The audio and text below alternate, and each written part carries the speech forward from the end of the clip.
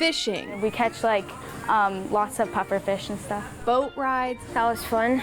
We got to swim around, saw a big crab, and saw some fish. Sandcastle contests. And I put food coloring in the sand and I made a whole underwater scene. This is not a family summer vacation.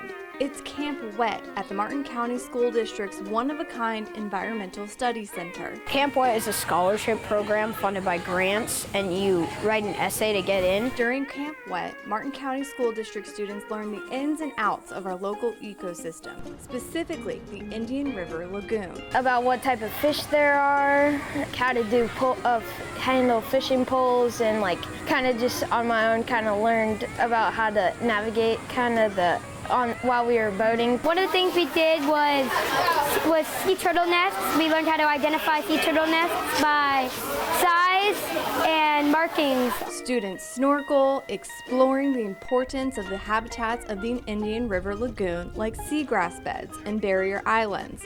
Whether at the center itself or on the water, they get hands-on lessons about all the creatures. Today we explored the campus here at the Environmental Studies Center, and we also went to Boy Scout Island out in the Indian River Lagoon. They learn about how the salt in the Indian River Lagoon fluctuates and the impacts.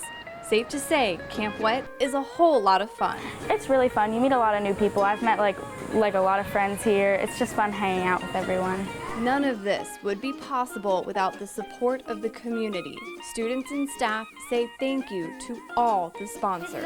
It's highly recommended to come to this camp, and that highly recommended to donate so that the center can do good for field trips that come here during the school year, so that they can grow up and help protect the environment. Camp Wet started in 1993, and the Martin County School District and Environmental Studies Center hope it continues for decades to come.